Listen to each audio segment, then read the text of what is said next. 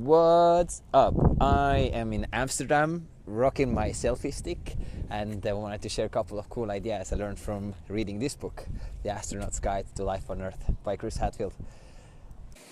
So who is Chris Hadfield? He is arguably the most accomplished astronaut there ever was. He has spent over 4,000 hours in space. He has been directing over 25 shuttle missions. He's been the commander of the International Space Station. Well, essentially, he's the man. And but the cool thing is that when you read self-written biographies like this, you get to see that it is not actually anything related to talents, maybe a little bit, but it's just pure and simple hard work. But I'll share you 3 ideas that I got from this book, and we'll see what you think. So the first point is that you can never have your self-worth be connected to the thing that you want to achieve. But in Chris's case, he wanted to be an astronaut. But to become an astronaut, it takes 10 years of studying and training. And there's tons of people trying to achieve the same thing. So most likely you're not going to achieve it.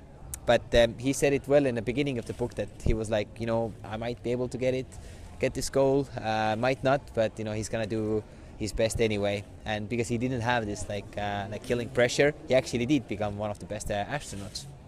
And it's true because of other reason too, because sometimes stuff happens that is not really under your control, that makes you miss your goal. I'll give you an example. There was some 10 or more astronauts who have been working 10 years to become an astronaut and ready to go to space, and then the space shuttle mission was cancelled. So the only way to space was to use a Russian rocket. But the thing with the Russian rocket is that it had a height limit of 175 or something like that. So all these astronauts who were over that, they were told that, sorry, I understand you trained 10 years for that, but you're not going to go to space. So the second thing is that early success is a bad teacher. What it means is that Chris was describing his course mates in a fighter pilot school, where some people just came in and everything came naturally for them. Piloting a plane, learning all the things they learned really quickly, and they won all the competitions and seemed like they didn't even break a sweat. But it didn't come that easy for Chris, and he was like, how the hell are these people doing that? But since he still wanted to compete with these people, then he started to learn piloting and these technical things in a more detailed way, or more in a deeper level. So when he did become an astronaut, he didn't become an astronaut because he was genuinely talented. He became an astronaut because he was a super smart and skillful guy. So the third thing is that get a really supportive wife. In the beginning of the book, Chris said that the best decision he made that helped him to become an astronaut was to marry his wife Helen.